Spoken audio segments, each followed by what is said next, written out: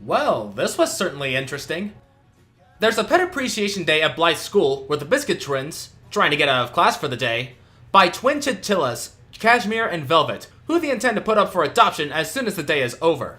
Meanwhile, Sunil, frustrated at what Minka said about his magic, attempts to show her that he can paint just as well as she can, with less than favorable results. I'm surprised Littlest Pet Shop managed to do the same mistake that My Little Pony made with Rainbow Falls. The episode What's So Scary About the Jungle, Everything was to Pinky Apple Pie, as this episode was to Rainbow Falls. Cashmere and Velvet were nothing more than mere copies of the Biscuit twins who didn't want anything to do with them but soon grew attached to them once they saw them cause trouble during the Bring Your Pet to School event. The subplot with Sunil didn't really go anywhere and was just awkward to watch.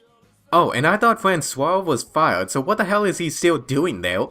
Well, it is shown in a later episode that he takes orders from Fisher Biscuit as well, so I'm guessing that Francois' contract is with Fisher, not Whitney and Brittany. Also, you said that since Fisher wasn't angry at Whitney and Brittany about the Pet Expo in the season opener, it would make sense to assume that Whitney and Brittany never said a word about what happened, which means that Francois probably stuck around regardless about how either of them felt about the situation. Finally, Francois told Blythe in secret that he would ensure that the chinchillas would be taken care of if Whitney and Brittany failed to do so, which would make him sort of the inside man of Littlest Pet Shop. This could be an interesting premise later down the line. Okay, then explain away Cashmere and Velvet. Well, while Cashmere and Velvet do think that Blythe and the other pets are annoying, they did agree to work with her if only to pursue their own selfish interests. That last look they gave Blythe was kind of ambiguous, which could mean that they may owe Blythe a favor of some kind later down the line. This episode was more likely than not a setup for the potential largest ever and littlest pet shop scenario that may be the season 3 finale. Since Blythe now has 3 different sources inside largest ever pet shop that do have a reason to work with her, my guess is that both Francois, Cashmere, and Velvet still have a role to play this season. What that might be though, we'll just have to wait until the end of the season to find out. I hope to see something redeemable from these two later on in the series, and they might even interact with the pets if possible. I'll admit, I did not enjoy the Sunil subplot, but there was still a lot to take away from this episode all the same. And considering how there's still half the season left to go, I think it's best to take this one with a grain of salt.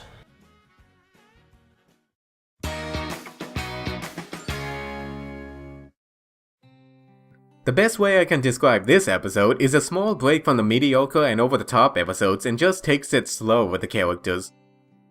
The episode wasn't anything special, but it was a fun ride with the pets trying to add some excitement into a goldfish's life and end up losing him in the sewer.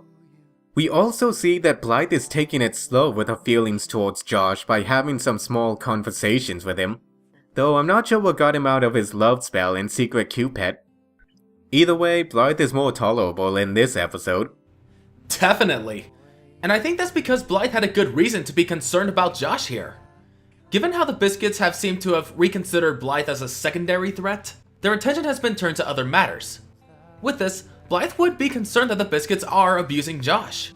So when she found out that they also have a thing for him, that's a real blow for her.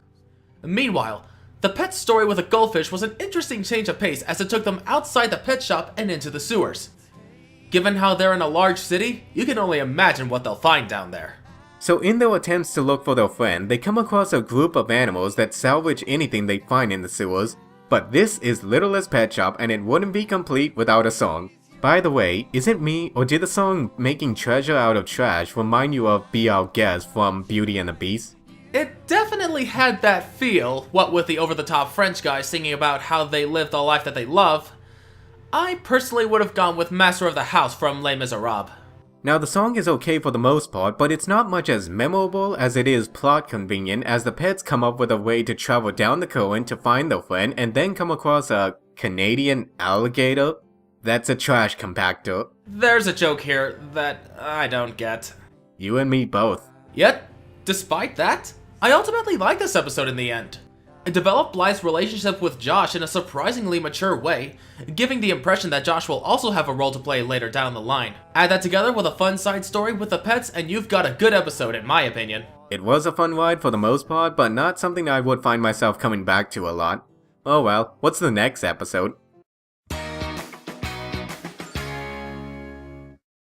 Well, this certainly made up for the last episode.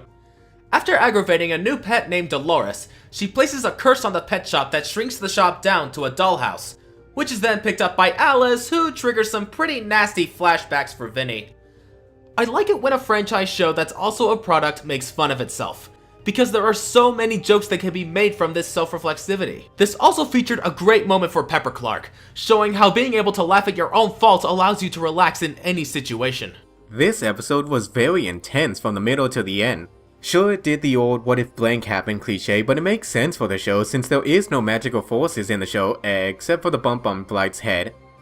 An interesting plot device in cartoons is the dream or storytelling episodes, which requires the writers to step out of their comfort zone and create something that you wouldn't normally see in the show. It can also give some clever insights into the characters telling the story, but in this case, it amps up the bizarre and unrestrained qualities of the show. The one thing that got me interested in this episode is how unexpected it was. For a minute though, I actually thought this character might actually have supernatural abilities. Witch doctors, or whatever you call them, are people you do not want to mess with. Even though Dolores isn't magical, she can really pull off a good act. That's something that Littlest Pet Shop should start doing. Well, the season is only half done, so there's a chance that could happen. I also hope to see them go to new locations as well, but we will have to wait and see. In the meantime, let's listen to Dolores some more. I am from the darkest regions of the jungles of Tamango, and I do not like being stared at. That voice is adorable.